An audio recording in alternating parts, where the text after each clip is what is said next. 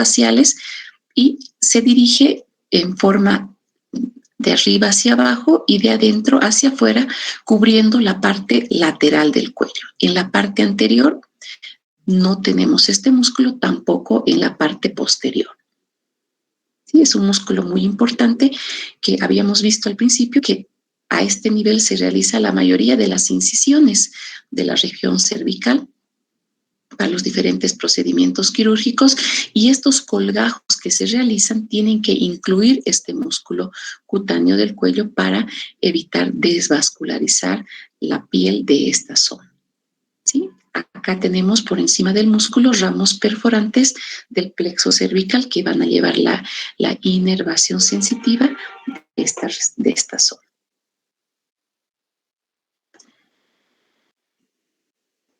Una vez que retiramos el músculo cutáneo del cuello, vamos a poder observar el músculo esternocleidomastoideo, y por encima vamos a ver una vena que es sumamente importante, que es la vena yugular externa, ¿no? Esta se origina de la vena retromandibular, que es esta, y la auricular posterior, y se inserta en la vena subclavia, ¿no? Se encuentra por encima, atravesando, transcurriendo el músculo esternocleidomastoideo.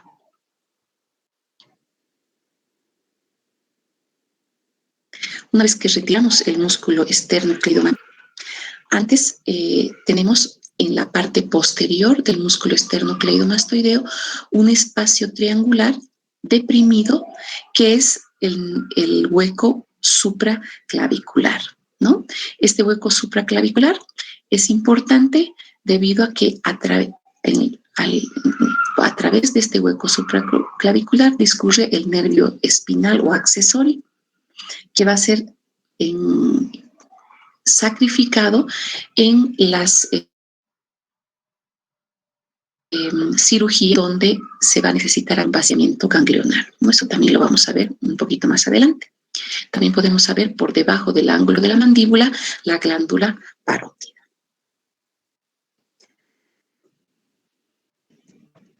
En la parte anterior, en este plano, tenemos la aponeurosis cervical media, ¿no?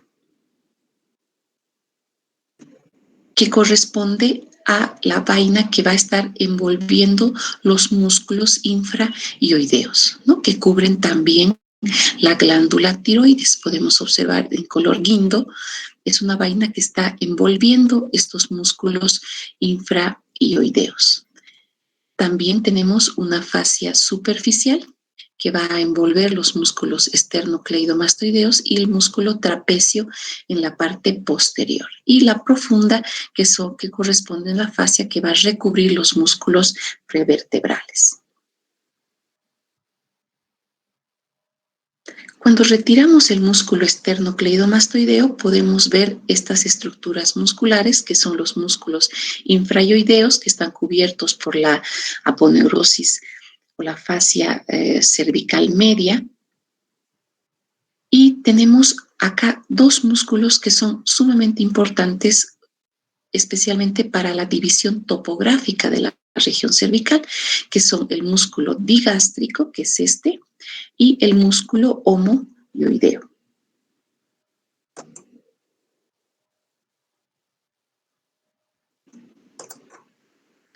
Está mejor así, ¿no? Entonces tenemos el músculo digástrico y el músculo homoioideo. El músculo digástrico está un lado en hipófisis mastoides a este nivel y en la parte anterior de la mandíbula. Y va a presentar un tendón intermedio que se va a insertar en el hueso hioides. Este tendón intermedio divide al músculo en dos vientres, de ahí el nombre de digástrico, un vientre anterior y un vientre posterior. El homoioideo es un músculo que va a insertarse desde el omóplato. También hay fibras que se insertan en la clavícula y se dirige hacia adelante y hacia arriba hasta insertarse también en el hioides. Y tiene también un tendón intermedio que se va a ir a insertar en la vaina del paquete vasculonervioso.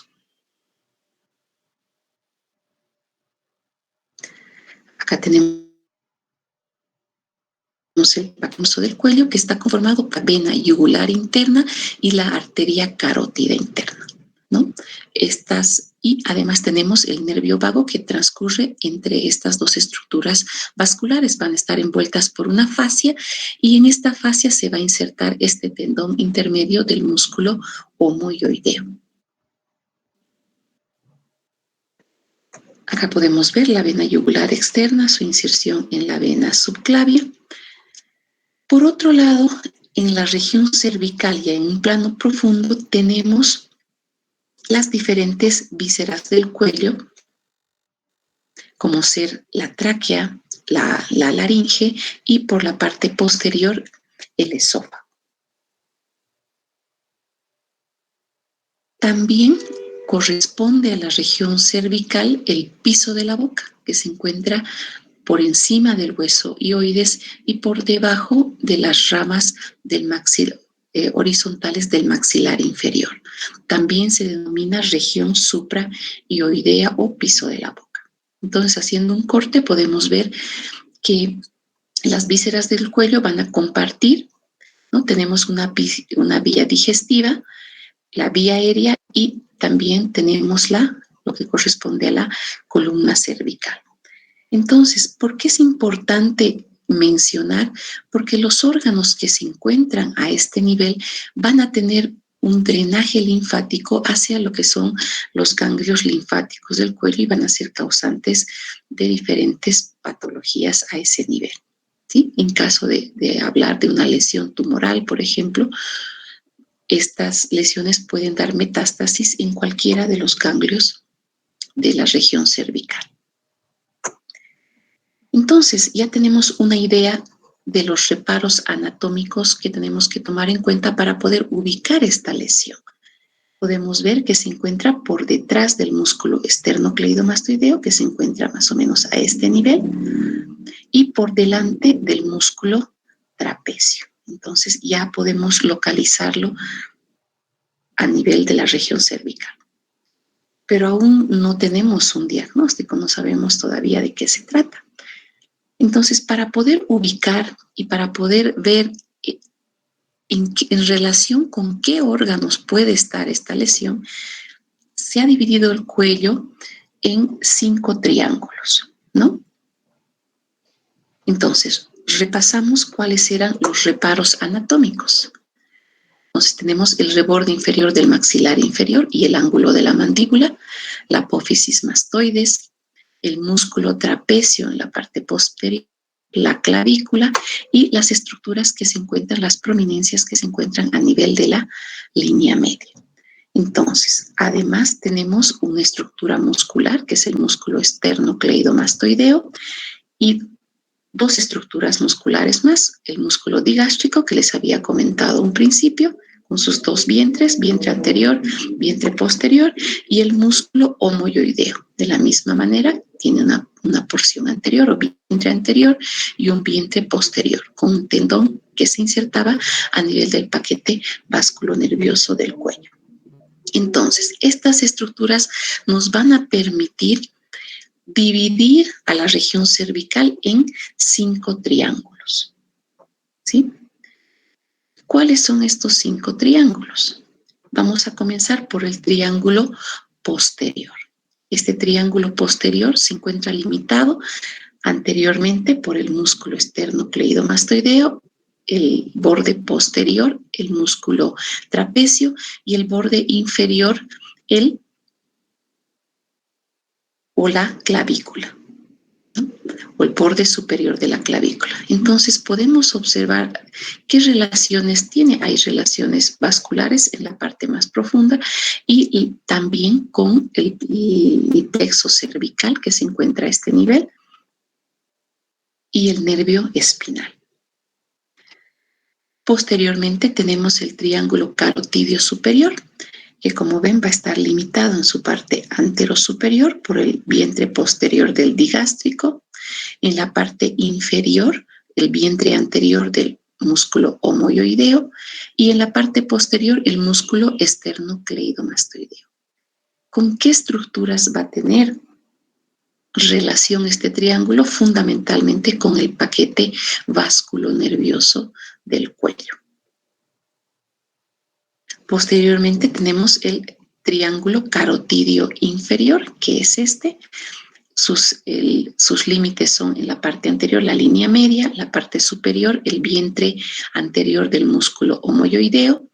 En la parte posterior se continúa con el músculo esternocleidomastoideo. Y las relaciones que tenemos este triángulo carotidio inferior, fundamentalmente con la vía aérea, el cartílago tiroides, la glándula tiroides fundamentalmente. Más superficialmente con los músculos infrayoideos que habíamos visto al inicio.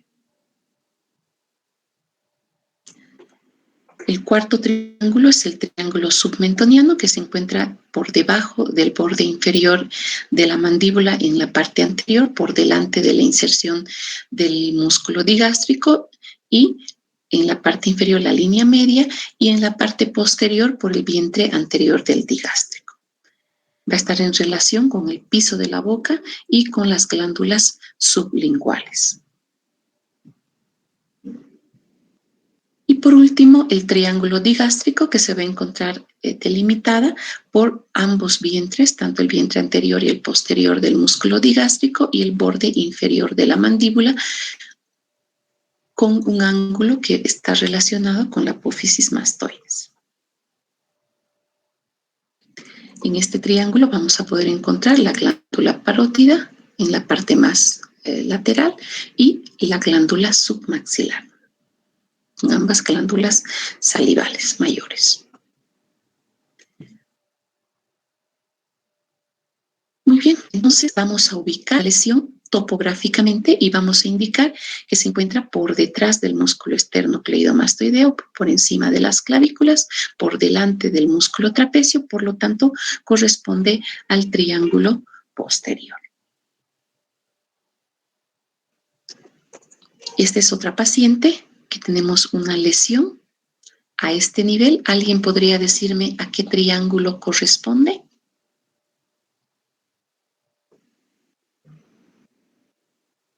El músculo esternocleidomastoideo, acá. El músculo digástrico, que va a venir acá.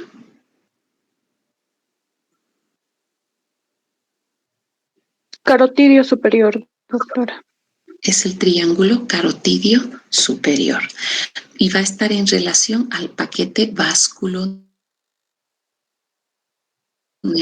del cuello. Nosotros veamos una lesión topográficamente, podemos ir viendo las diferentes enfermedades que pueden asentarse a ese nivel.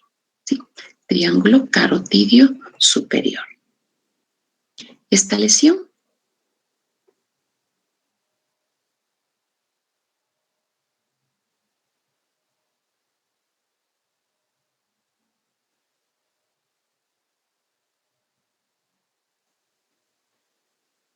vemos, la apófisis mastoides va a estar más o menos acá. Entonces, el músculo esternocleidomastoideo va a estar por acá. Entonces, posterior al músculo esternocleidomastoideo, estamos hablando del triángulo posterior. Acá vamos a ver borde inferior de la mandíbula. ¿Sí? El vientre anterior del digástrico viene hasta este nivel. Y acá tenemos el hueso hioides, ¿no? Va a corresponder al triángulo submentoniano. Muy bien.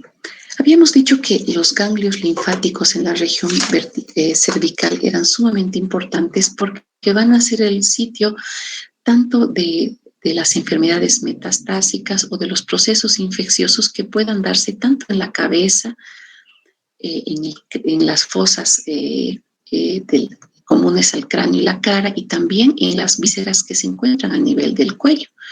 Entonces, tenemos anatómicamente 6 grupos ganglionares, que son los submentonianos, los submandibulares debajo de la mandíbula, los parotidios en relación a la glándula parótida, los retroauriculares por detrás del conducto auditivo, los occipitales en la parte posterior y los ganglios yugulares que están alrededor de la vena yugular interna. Sin embargo, para fines prácticos y para los cirujanos, se ha dividido a estos grupos en 5 grupos ganglionares, ¿no? Que van desde el 1 hasta el 5. Y estos grupos ganglionares son el grupo 1, que va a corresponder a los submentonianos y submandibulares. Los yugulares van a estar divididos en 3 grupos, como el grupo 2 superior, el grupo 3 medio y el grupo 4 inferior. Y posterior, los ganglios que se encuentran en la parte posterior como ganglios posteriores que corresponden al grupo 5. Entonces, quirúrgicamente, los ganglios se dividen en estos 5 grupos. Ahora, ¿qué órganos van a drenar a estos ganglios linfáticos? Entonces, tenemos al grupo 1, van a ir a drenar todo lo que es la región de la cara y las cavidades comunes al cráneo y la cara, como ser la fosa pterigomaxilar, las fosas nasales, la rinofaringe, la cavidad oral, la boca y los labios, ¿no? Todas esas estructuras van a ir a drenar a este grupo ganglionar número 1. Y al grupo 2, 3 y 4 van a ir a drenar todos los ganglios del grupo 1, es decir, estos ganglios linfáticos a su vez van a drenar en estas cadenas, y todo lo que son las vísceras del cuello, laringe, esófago, tráquea, orofaringe e hipofaringe. Y a la parte posterior, a este grupo 5, generalmente son lesiones que se encuentran a nivel del cuero cabelludo, la parte posterior, que van a drenar a este grupo número 5. Entonces, ¿a qué grupo corresponderá esta lesión? Al grupo 5, doctora. Al grupo 5, ¿sí? Muy bien. En caso de tratarse de una adenopatía, hemos visto que en la parte posterior, en esta región, no hay órganos que pueden presentar este tipo de lesiones. La causa más frecuente van a ser las adenopatías, ¿no? Sin embargo, todavía no puedo tener un diagnóstico hasta no tener ciertos aspectos clínicos que me puedan ayudar hacia el diagnóstico, ¿no? Entonces, cuando vemos una lesión de este tipo, es importante hacer una anamnesis, ¿no? Antecedentes de tabaquismo, antecedente de consumo de drogas, transfusiones sanguíneas, medio epidemiológico para tuberculosis o micosis, un tratamiento odontológico reciente que pueda ser causa de esta lesión. También es importante ver síntomas de compromiso de las vísceras del cuello, como ser disfonía, disnea, disfagia, urinofagia, epistaxis, hemoquisis, etc. Entonces vamos a ver que cierto tipo de características nos pueden orientar hacia el diagnóstico. Entonces, cuando una lesión aparece súbitamente y va acompañado de datos como ser fiebre, plogosis, que significa datos inflamatorios como calor, rubor, y paciente que es joven, estamos hablando de un paciente menor a 40 años, vamos a sospechar como causa más frecuente de este tipo de lesiones una adenitis reactiva, es decir, un proceso inflamatorio a nivel de los ganglios linfáticos. Si es una lesión que ha aparecido igual, súbita, que es única, que es indolora, ¿sí? No hay datos inflamatorios en un paciente joven y no es progresiva, vamos a pensar en una lesión congénita. Y si se trata de una lesión que ha aparecido y ha tenido un crecimiento muy lento, que ha sido progresiva, que es asintomática o ha sido mucho tiempo asintomática y rápidamente ha dado un dolor de difícil control que se ha propagado a otras regiones, debemos sospechar de una neoplasia, ya sea primaria o secundaria. Entonces, estos datos clínicos en la anamnesis y en el examen físico nos van a poder ayudar a orientar hacia el tipo de lesión a la que estamos enfrentados. Entonces, en el examen físico, ¿sí? Cuando hacemos el examen cervical, debemos realizar una palpación y la auscultación, ¿sí? En cuanto a la inspección, en cuanto al examen, debemos ver estos 7 parámetros, comenzando con la forma general del cuello. Podemos examinar al paciente. El paciente puede estar sentado en una posición cómoda, la cabeza neutral, y vamos a poder ver la forma general, si hay masas, si hay deformidades, retracción a nivel de la región cervical. Podemos verlo en forma general, ¿no? También se puede ver en forma tangencial. Posteriormente vamos a poder observar la piel de la región. Muchas veces vamos a encontrar cicatrices de cirugías previas o orificios tulosos, o vamos a encontrar lesiones tumorales, ya sean de tipo inflamatorio o neoplásicas. Posteriormente vamos a ver vena yugular externa. Habíamos visto que la vena yugular externa se encuentra por debajo del músculo cutáneo del cuello y por encima del músculo esternocleidomastoideo. Aquí podemos ver claramente el músculo esternocleidomastoideo y la vena yugular. Normalmente la vena yugular no debería verse por encima de un plano horizontal que pasa por el manubrio del esternón, es decir, más o menos a este nivel en un paciente que se encuentra recostado. En este caso, este paciente está recostado y se ve completamente ingurgitada la vena yugular externa. Esto se debe fundamentalmente a que hay un aumento de la presión venosa que puede ser causada ya sea por una insuficiencia derecha, por un taponamiento cardíaco o una pericarditis constrictiva que va a condicionar a este aumento de la presión venosa, lo cual nos permite ver la vena yugular externa en toda su longitud. Posteriormente vamos a examinar el pulso arterial. El pulso arterial tiene la característica que es visible y palpable. ¿Dónde vamos a palpar? Vamos a ver el músculo esternocleidomastoideo, vamos a dividirlo en 3 partes con 2 líneas, y en el tercio superior vamos a poder ver y palpar el pulso carotidio, ¿no? Tenemos que ver estas 3 características en cuanto a la frecuencia, el ritmo, para ver si no existe alguna arritmia, una fibrilación auricular o extrasístoles, y ver también la amplitud del latido. Esta amplitud puede aumentarse, por ejemplo, en la anemia severa. Otro es el pulso venoso, que a diferencia del pulso arterial, este solamente se puede ver, no se puede palpar. Y generalmente es suave, es difuso, ondulante, solamente puede verse y no es palpable. En sexto lugar, tenemos la palpación de los ganglios linfáticos, ¿no? Para eso tenemos una ayuda.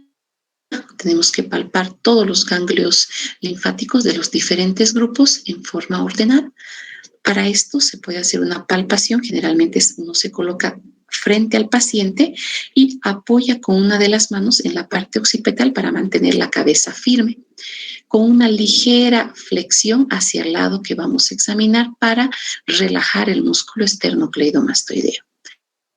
Entonces vamos palpando en forma suave todos los grupos ganglionares en el orden. Entonces, cuando nosotros encontremos un ganglio linfático a nivel de la región cervical, debemos ver diferentes características en cuanto al tamaño, la forma, la consistencia, la sensibilidad y la movilidad. Bien características, vamos a poder también orientarnos en qué tipo de lesión se trata, ¿no? Generalmente al aumento de los ganglios linfáticos se denomina adenopatías. Estas pueden ser agudas y pueden ser crónicas.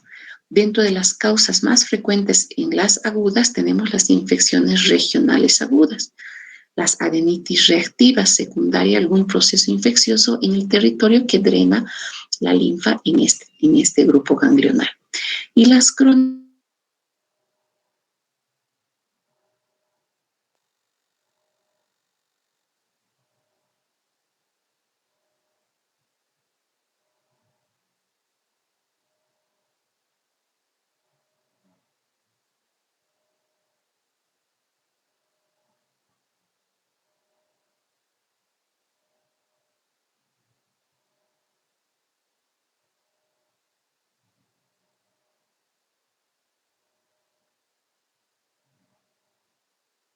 elástica en las crónicas generalmente tienen una consistencia más gomosa y puede ser incluso pétrea. La sensibilidad en las agudas generalmente es dolorosa. En las crónicas, como habíamos visto en las lesiones tumorales, por ejemplo, la mayoría de las veces son indoloras, pero pueden en algún momento y en forma brusca convertirse en muy dolorosas. En cuanto a la movilidad, generalmente las agudas son móviles y en las crónicas pueden ser móviles o generalmente pueden estar fijas. Entonces, estas características nos va a permitir diferenciar entre estas y las otras. Y por último, bueno, no último, pero sí el examen de la glándula tiroides, que generalmente la realizamos colocándonos detrás del paciente, apoyándonos los pulgares en la nuca y haciendo una palpación de cada uno de los lóbulos. Con una mano hacemos una pequeña compresión para poder, con la otra mano, poder palpar mejor el lóbulo que estamos palpando con esta mano contralateral. ¿Sí? Con esta empujamos y con la otra mano palpamos y pedimos al paciente que degluta para poder ver el movimiento glandular tiroides, ¿no? Y también se puede hacer por la parte anterior, apoyando a nivel del istmo con el dedo pulgar, manteniendo fija la glándula de este lado para poder palpar el lado contralateral. De todas maneras, esto lo van a ver con mayor detenimiento cuando vean patología de la glándula tiroides.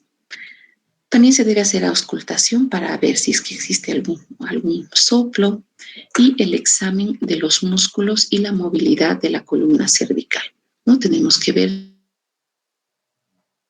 si hay alguna dificultad o a nivel de la movilización de la región del cuello. Muy bien, entonces tenemos nuevamente nuestro caso clínico con la lesión y tenemos que hacer una anamnesis. Entonces se trata de un paciente de 20 años de edad, vamos a tomar, es un paciente joven, sin antecedentes relevantes, con una tumoración en la región del cuello, ¿no? Tiene una forma esférica, de aparición súbita, acompañada de fiebre y flogosis local, es decir, signos inflamatorios, calor, rubor, dolor.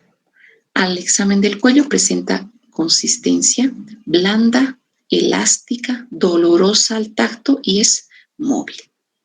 Entonces, ¿cuál es el diagnóstico?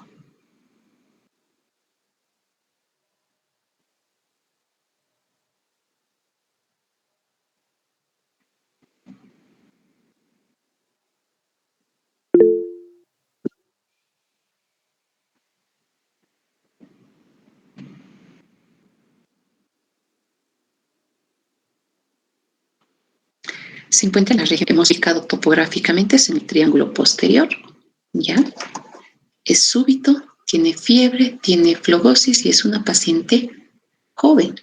Entonces deberemos pensar en una adenitis reactiva como primer opción terapéutica. Ahora veamos las características de esta lesión. Es de un tamaño mediano, no es tan grande, tiene una forma regular, es elástica, es dolorosa y es móvil. Entonces tiene todas las características de tratarse de una adenopatía aguda, probablemente por un proceso infeccioso que se denomina una adenitis reactiva, ¿sí? Sin embargo, si bien tenemos un diagnóstico probable, podemos también ayudarnos de exámenes complementarios. Entonces, ¿qué exámenes complementarios de imagen tenemos a la mano para poder hacer el diagnóstico de las enfermedades de la región cervical? Si bien parecería una radiografía de tórax no ser importante para ver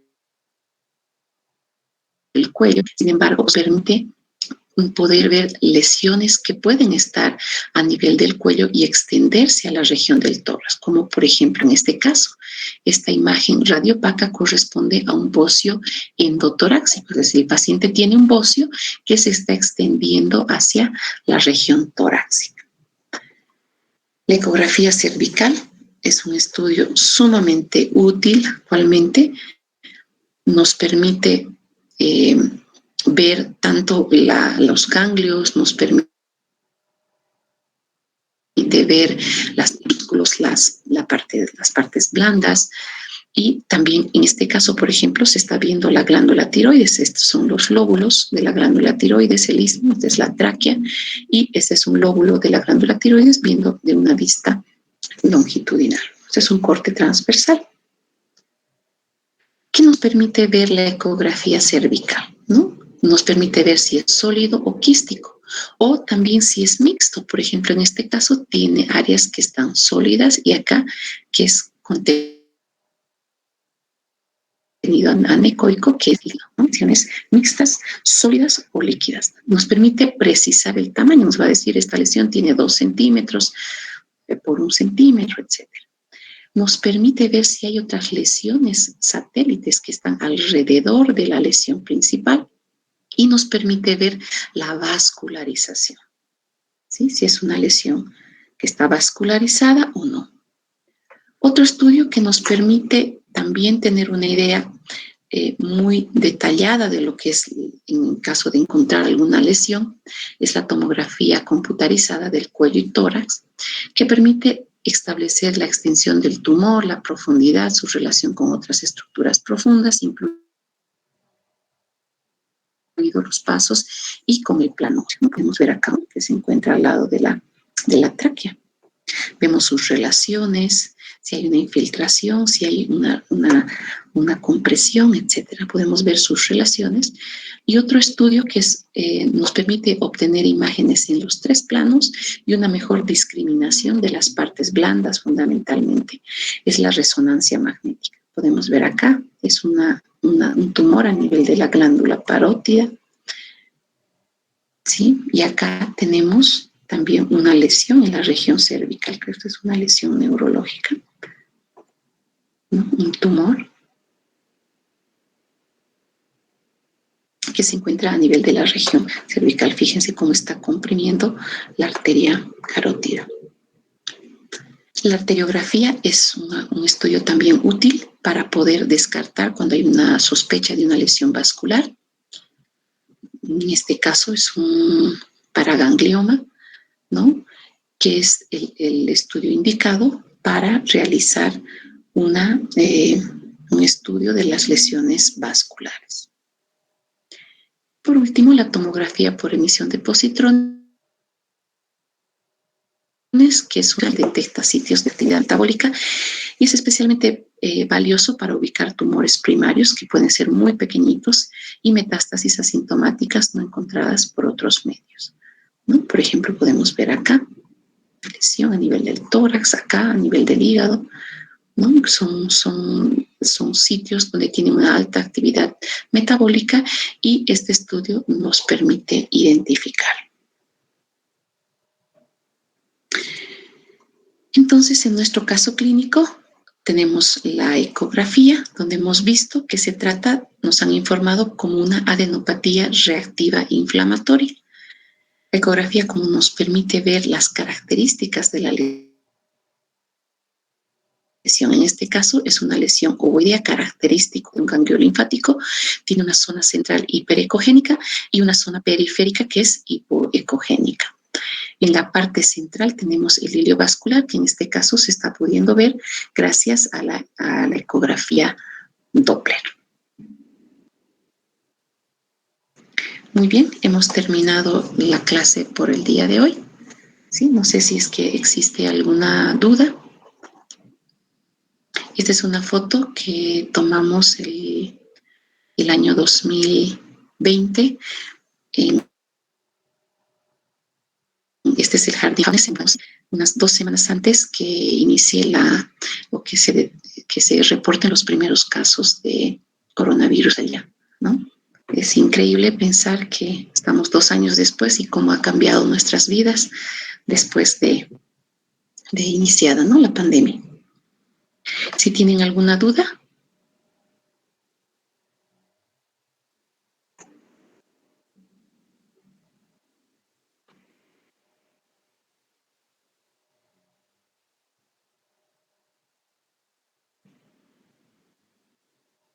Muy bien, si está todo claro, entonces habríamos concluido. Los veo el día de mañana con la clase de glándulas salivales. Muy buenas noches. Buenas noches, gracias, doctora. Buenas noches, doctor. Buenas noches.